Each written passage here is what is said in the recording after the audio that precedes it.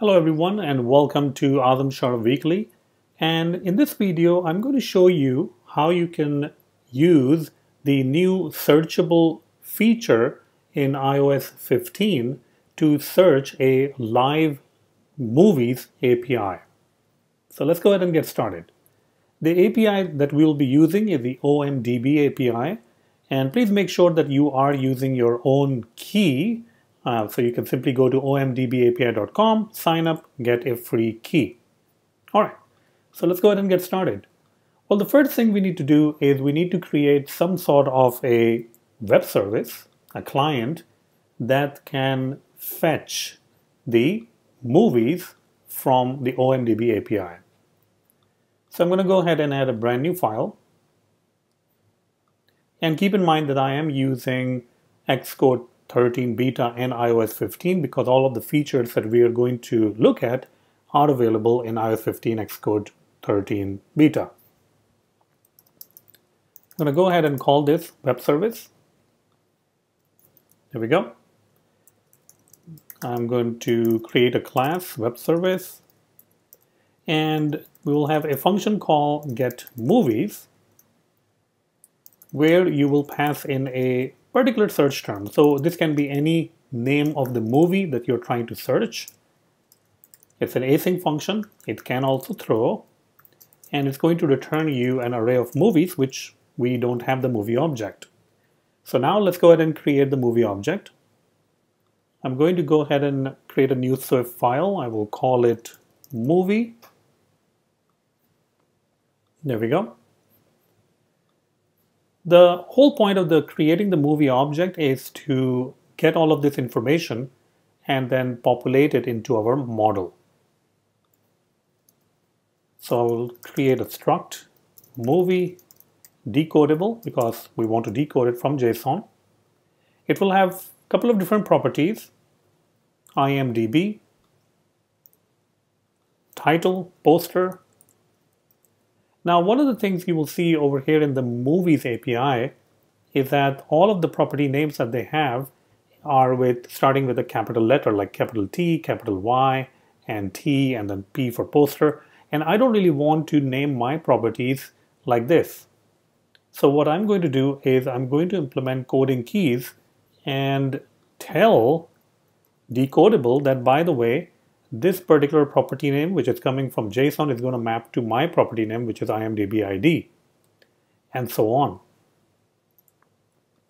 Another thing you will notice is that it's not really the array of the movies at the root element. There is an element called, or there's a key or a property called search. So all of these things that you see over here, these are movies, that's perfectly fine. But they are inside another element which is called search. So we need to create some sort of a top level element. I'm going to go ahead and create a new element or new structure. I will call it movie response. It is also going to be decodable. And the whole reason of movie response is that that will be the root, which is an actual object. Inside the movie response, we will go ahead and have movies, which is an array of movies. And once again, if you look at the JSON, you can see that the key that they used is search. But I don't really want to use that key. I just want to map it to the movies. So once again, I'm going to take help from coding keys and create a custom mapping for the key. There we go. Now we can jump back to our web service. And taking a look at the web service, movie is now okay. Now let's go ahead and create our URL. Now we can create the URL in many different ways. This time I'm going to use URL components to create the URL. The reason of using URL components, and it will be a good idea to, if you use URL components, like you can create an extension on it or a helper class instead of adding all of this code over here. But the main benefit is that all of our URLs, if we have a space or anything like that, it will automatically be URL encoded. Currently, we don't really have the trim function. Not to worry, we will add that later on. So there we go. So we have created a URL. Next, we will go ahead and get the URL. So let URL equals to components.url. We will unwrap it. If we fail to unwrap it, then we can actually throw an error. And we're going to throw an error which is called network error.bad URL. Now we haven't really created this kind of error. So let's go ahead and create this. Okay, so if there's a problem, throw an error. But what about if there is no problem? In that case, we can use URL session.shared.data from, and this is the new overload that they have added. This is an async operation, so we can await on it and pass in the URL. We don't really want to do anything with the delegate, so we can remove it. I'm going to go ahead and say try await, because this can throw an exception, data, and response. Great. So we will eventually get data or the response. Now we need to check if the response was actually 200 or it was not 200. We can also do that by unwrapping it. So if it was not 200, then else block gets fired and we throw another error, which is a bad ID. Maybe you have provided the bad ID. JSON decoder. I mean, you can also say bad URL or something else. Decode movie response.self, because that is our root element. We are going to use try ? in this case. So if it blows up, it's not going to take down the whole app. It's just going to return nil. And now we can go ahead and return movie response.movies, or else we can return an empty array. All right. Okay, so there we go. So that's our web service. That is great. We have our movie model also. The next thing that we want to create is some sort of a view model that we can populate with our movie model, and then we can provide it to the view. So I'm going to go ahead and add a new file, a Swift file, and I will call it movie list view model. The first thing I'm going to do is create a movie view model, and the purpose of movie view model is to represent every single movie. So you can see a movie view model, which is representing every single movie in a list of movies, takes in a movie model. It exposes properties like IMDb, because I need that, and title, and poster. So the movie view model is exposing all the properties that I actually want to display one way or the other, or I want to use it on the UI. So that's why we have all of these properties. Next, we will create movie list view model, which will be an observable object. And we will have a function over here, which we'll call search, where you can pass in the name of the movie to search. And this is also async. And the reason it is async is because it will use help from the web service.getMovies, and it will have to await for that. So if we don't mark it async, then we cannot use await. Since the web service.getMovies is a throwable function, we will go ahead and wrap this in a do block.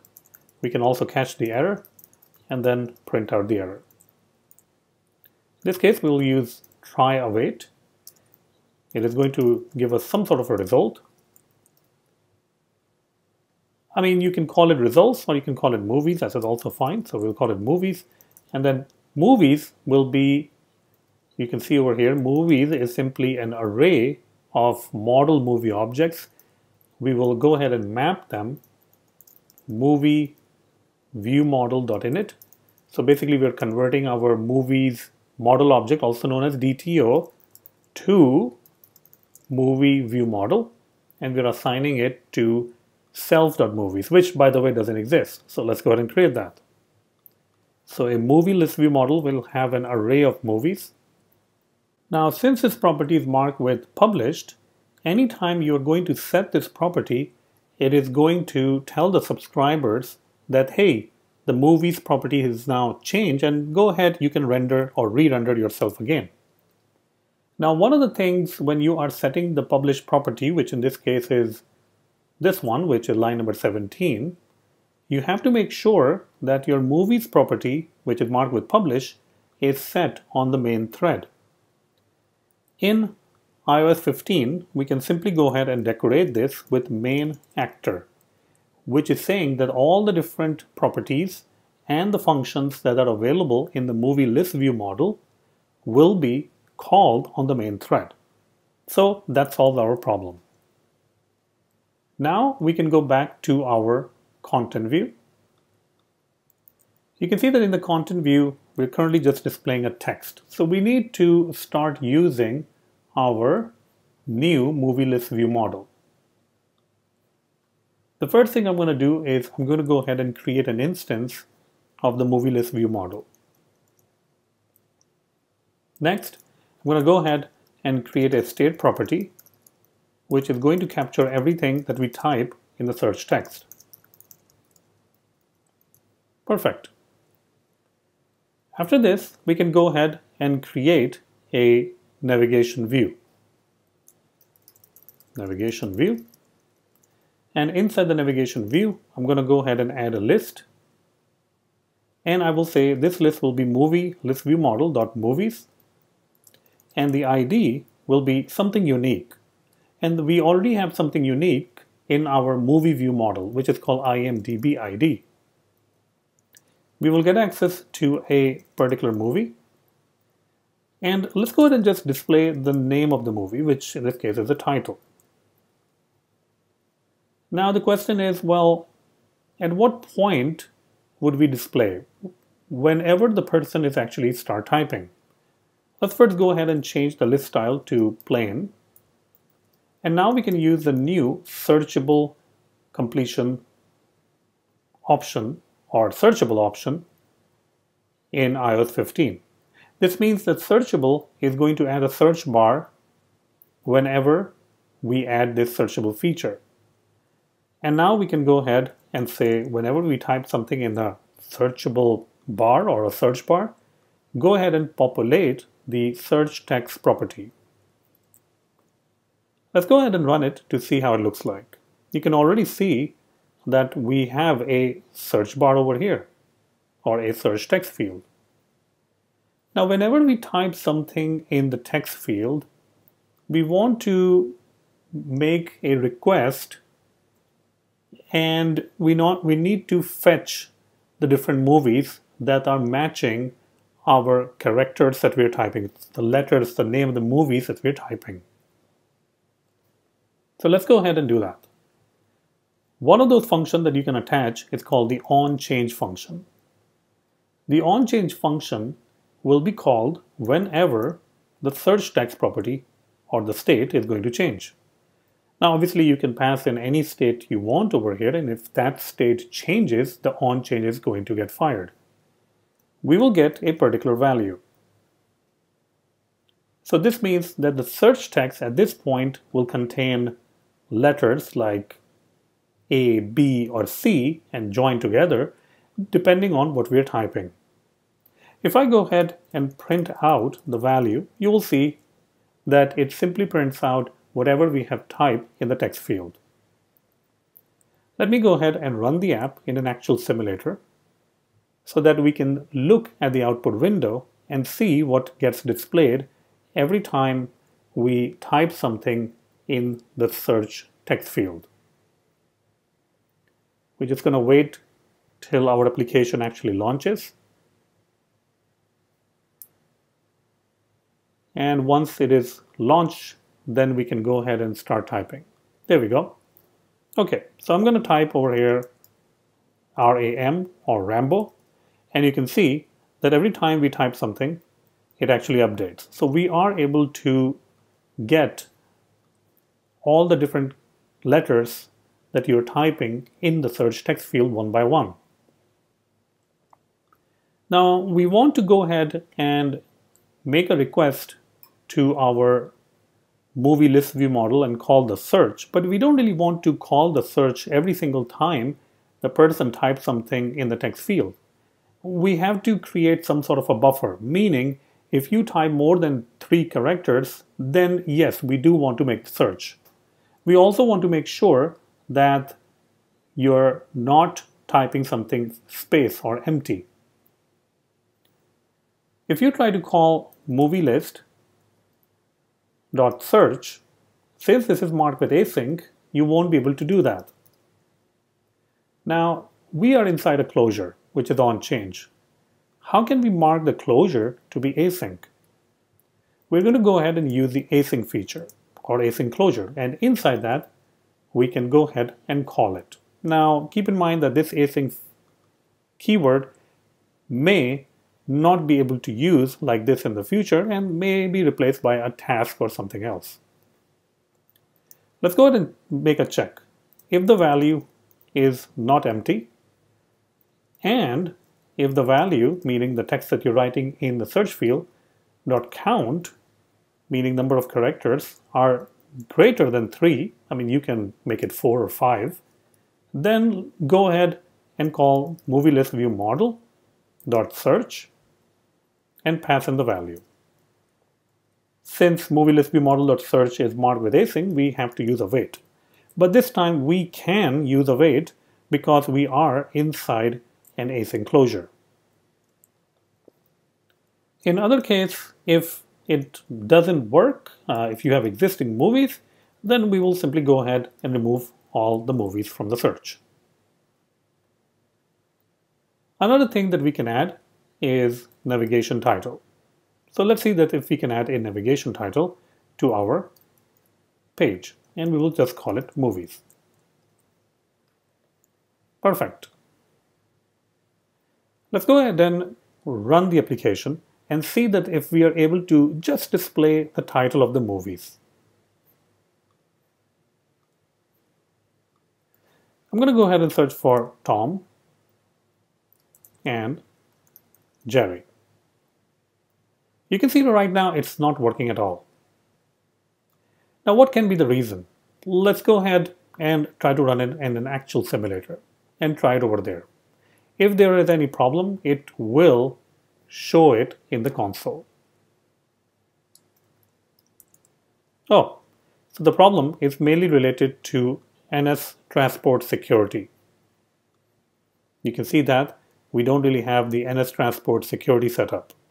And the reason that it is asking for NS transport security is also because our URL is not really the HTTPS URL. So let's go ahead and add NS transport security. The NS transport security is added to the info.plist file. But if you look over here, you don't really have an info.plist file. Well, in iOS 15 and Xcode 13, they have moved the info.plist to the actual target settings. You can see right over here, there is the info.plist file. Let's click on that.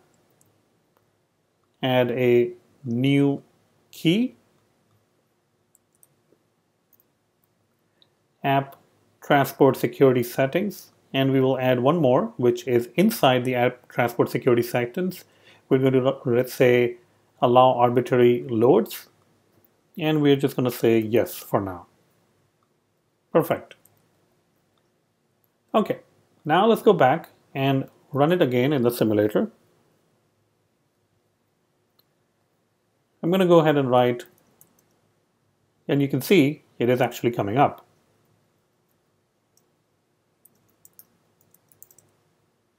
Tom and Jerry and all that. This is great, but I think we can make it a little bit more better. There are a couple of things that we can do. We can go ahead and display some sort of an image also. And the good news is that now we can use the async image, which is already available in iOS 15 and Xcode 13. So I'm going to go ahead and wrap this inside a horizontal stack. And next, I can go ahead and add an async image. I'm just going to add async image before the text because I want it onto the left-hand side. If you want more details on how to use the async image, you can definitely check out my older videos in which I cover that. With that in place, let's go ahead and run the app.